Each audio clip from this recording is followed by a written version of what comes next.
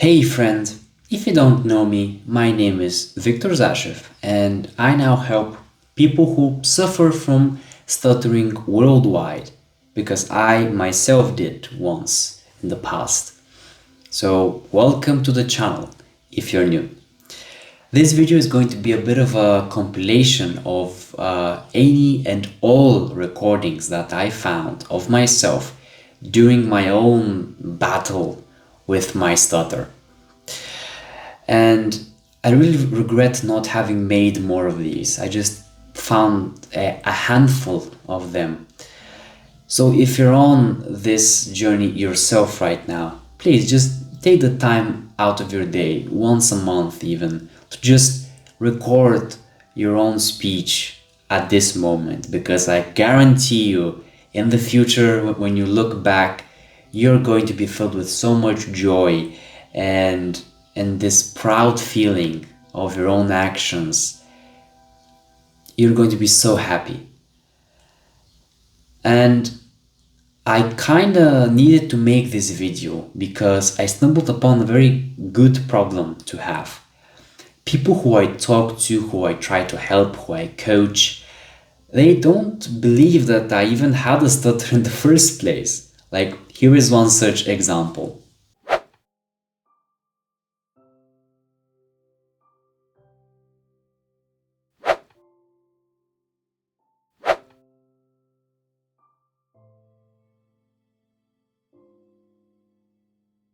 It goes without saying that I couldn't have made nearly 100 videos by now without being a stutterer myself.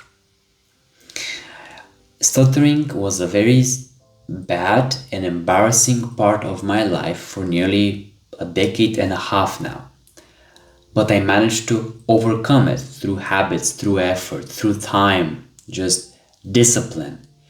This is what I'm trying to teach you actually by creating this channel, how you can also repeat that same process. I don't consider myself cured. I don't think that's even possible for everybody. But that shouldn't really be the goal anyway. I still stutter, though very mildly. It's almost unnoticeable now. And I take it as a compliment when people come up to me and say that I don't stutter. But yeah, I still do. That's it really. And if you actually want to repeat the same process and actually hire me to be your guide, mentor throughout the whole path, for me to keep you accountable, give you the specifics, secrets that I did on my own path, I would love to do that for you as well. Click the link down in the description to learn more. Without further ado, here are all of the recordings that I managed to find on my past stuttering self.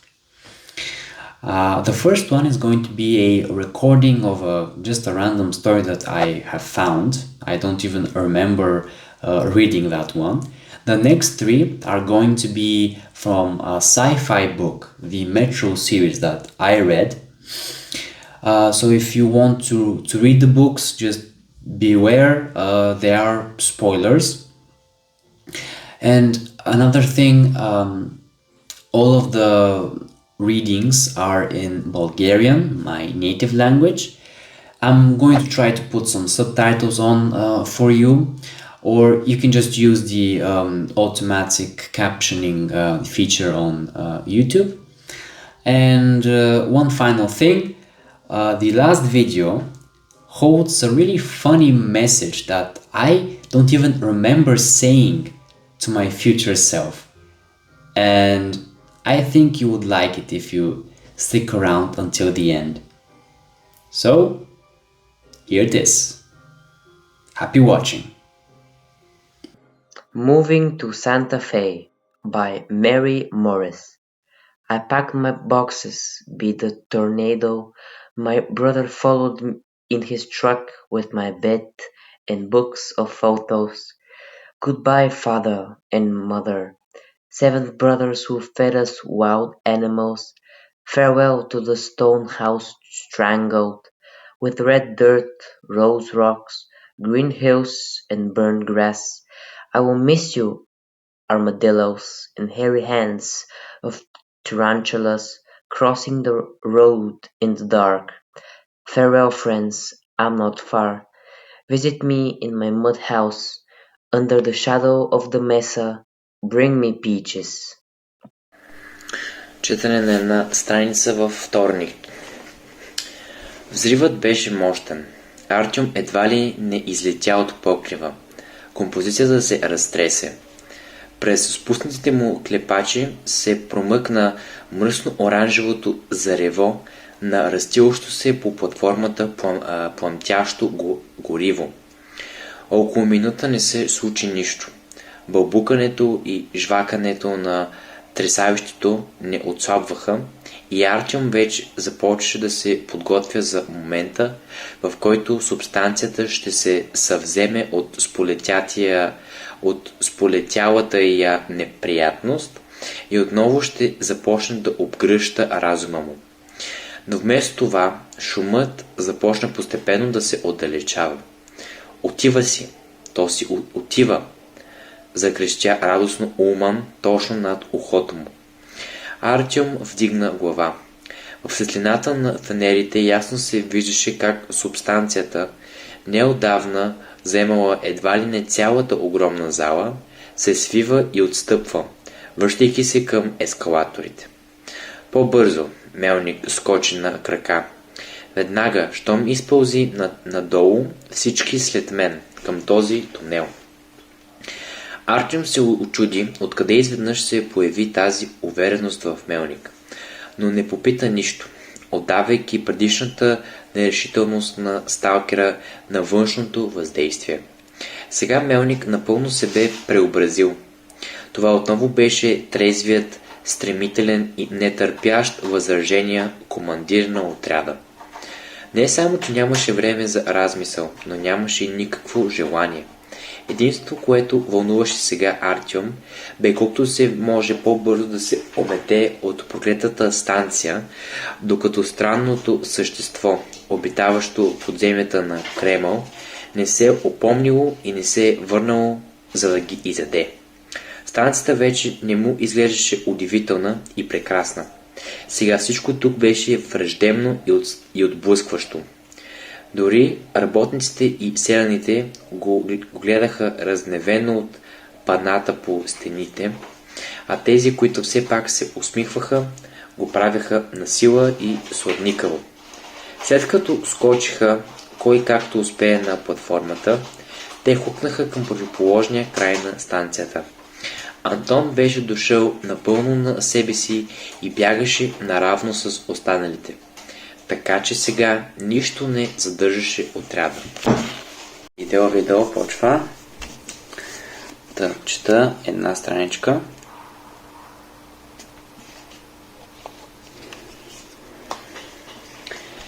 Така великият черви наказва човека за горделивостта му. Но не всички, попита детски глас. Не. Имало и такива, които никога не забравили великия черви и го почитали. Отрекли са те от машините и светлината и живели в мир с земята. Те се спасили и великият черви не забравил за тяхната вярност и запазил разума им и обещал да им даде целия свят, когато враговете му паднат. И така ще бъде. И така ще бъде. Повториха в хор дивакът и детето. Олег, обади се Артем, долавяйки нещо познато в детския глас. Момчето не отговаряше. И до ден днешен враговете на великия черви живеят в изритите от него проходи, защото няма къде другаде да се укрият, но продължават да почитат не него, а машините си. Търпението на великия червей е огромно и не се е изчерпало за дълги векове на човешки безчинства. Но и то не е безкрайно. Предсказано е, че когато той нанесе последен удар по по тъмното сърце на страната на враговете си, волята им ще бъде сломена, а светът ще остане за добрите хора. Предсказано е, че ще удари часът, в който Великият червей ще призове на помощ реките и земята и въздуха, и ще пропадне земната твърд, и ще потекат потоци, помитащи всичко по пъти си, и тъмното сърце на врага ще бъде низвергнато в небитието. И когато най-накрая възтържествува праведният, ще има щастие за добрите и живот без болести, изобилие от гъби и всякакви животни. Светна огънче. Артем някак успя да опре гръб в стената и сега не беше необходимо да се извива мъчително, за да задържи в полезрението си хората от другата страна на решетката. На пода посред стаята, с гръб към него, седеше по-турски малко дете. Над него се извисяваше сухата фигура на жреца, осветена от пламъка на горящата в ръката му запалка. Дивакът с тръбата за духане на стрели стоеше до него, облегнал гръб на дървената каса. Очите на всички бяха устремени към стареца, който току-що бе завършил повествованието си. Арчем с усилие обърна глава и погледна Антон, застанал в конвулсивната поза, в която го беше застинала парализиращата игла. Червена светлина. Минаването забранено. Засмя се някой отзад. Това е за червиите. Нас не ни засяга, отсече сталкерът. Напред. Но сега се предвиждаха още по-бавно. Мелник, надянал прибор за нощно виждане, взе място начело на отряда. Но бяха престанали да бързат не само от предпазливост. На станцията Генерален щаб тунелът бе започнал да се спуска още по-стръмно надолу и макар че си оставаше все така пуст, от към Кремъл беше започнала да се разпространява незрима, но осезаема пелена на нечие присъствие. Обгръщайки хората, тя им вдъхваше увереност, че там, в черните безпространствени дълбини, се крие нещо необяснимо, огромно и зло. Това усещане не приличаше на онези, които Артем бе изпитвал до момента. Нито на тъмния вихър, преследвал го в участъци след Сухаревска, нито на гласа в тръбите, нито на родения и подхранван от хората суеверен страх от тунелите, водещи към парка на победата. Все по-силно се усещаше, че този път за тревогата се крие нещо. Неодушевено, но все пак живо. Артем погледна якия боец, крачещ от другата страна на носилката, когато Мелник беше нарекал Улман. Изведнъж страшно му се прииска да поговори с някого, без значение за какво, стига да чува човешки глас. А защо петолъчките на кулите на Кремъл светят? Спомни си Артем, терзаещия го отдавна въпрос. Кой ти каза, че светят? Отговори учудено боецът. Няма такова нещо. Всъщност, работа с Кремъл е такава. Всеки вижда това, което иска. Някои твърдят, че и самия някой го няма отдавна. Просто всеки се надява да види Кремъл. Иска им се да вярват, че най-святото е оцеляло. А какво се е случило с него, попита Артем. Никой не знае, отговори разузнавачът. Освен твоите канибали. Аз съм още млад. Тогава нямах и 10 години. А онези, които са воювали, разправят, че не са искали да разрушават Кремъл и са хвърлили върху него някаква секретна разработка – биологично оръжие. в самото начало. Не са го забелязали веднага и дори не са обявили тревога, а когато разбрали каква е работата, вече било късно. Затова тази разработка изява всички на мястото, а и засмукала хората от околността. Още си живее там и се чувства много добре. А как ги засмуква? Знаеш ли, че е имало едно такова насекомо мръвколъв. Копало е ями в пясъка, лягало е на дъното и се отваряло устата. Ако наблизо минела мравка и случайно стъпела на края на ямата, била до тук. Край на трудовата й биография. Мръвколъвът се е помръдвал, пясъкът потичал към дъното и мравката падала право долу в устата му. Тъй с кремъл е същото. Достатъчно е да стъпиш на ръба на ямата и те засмуква. Усмихва се боецът. А защо хората сами отиват вътре? Не се отказваше Артем. Откъде да знам? Сигурно хипноза. Ето, да вземем пример тези твои канибали-илюзионисти. Как замразяват мозъка на човек? Ако не го видиш сам, няма да повярваш. За малко да си останем там. А тогава защо отиваме в самата му бърлога? Попита Артем с недоумение. Този въпрос не го задавай на мен, а на началството.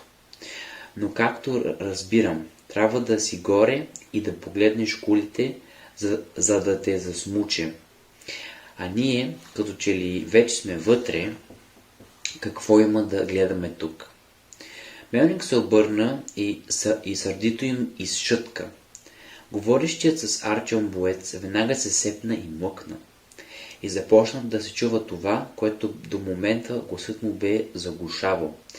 Идващо от дълбините недобро, тихо бълбукане, ръмжене. Достатъчно беше човек веднъж да долови този звук, като че ли не предвещаващ нищо страшно, но някак настойчив и неприятен.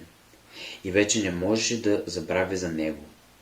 Преминаха през 3 масивни херметически врати, наредени една след друга.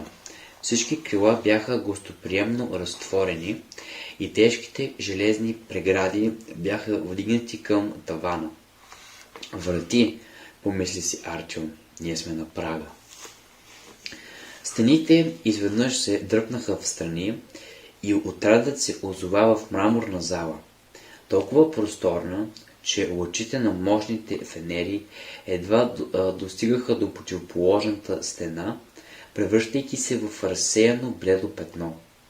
Таванът, за разлика от другите тайни станции, тук беше висок, поддържан от могъщи, богато украсени колони. Отгоре висяха почернели от времето масивни позлатени полилеи, все още отвръщащи на светлините на фенерите с кокетен блясък. На няколко места стените бяха покрити с огромни мозаични пана, които изобразяваха облечен с костюм не много млад човек с козя брадичка и голяма плешивина на главата и усмихващите му се хора с работни дрехи, млади, скромно облечени девойки с бели забрадки. Военни с старомодни фуражки, носещи се по небето ескадрили от изтребители и най-накрая самия Кремъл. Никъде не беше изписано наименованието на тази удивителна станция, но именно отсъствието му даваше да се разбере възможно най-ясно къде са попаднали. Клоните и стените бяха покрити с гъст, едва ли не сантиментален слой сива прах. Очевидно тук от десетилетия не бе стъпвал човешки крак. Страшно беше дори човек да се опитва да гадае каква е причината, даже безстрашните диваци да избягват това място. По-нататък на линията стоеше необичайна мотриса. Тя имаше само 2 вагона, но затова пък тежко бронирани и боядисани с защитен тъмнозелен цвят. Прозорците бяха заменени с тесни, наподобяващи бойници процепи, прикрити с затъмнени стъкла. Вратите, по една на всеки вагон, бяха затворени. Арчън си помисли, че стопаните на Кремъл може би наистина така и не бяха успели да се възползват от тайния си път за бягство. Качиха се върху платформата и спряха.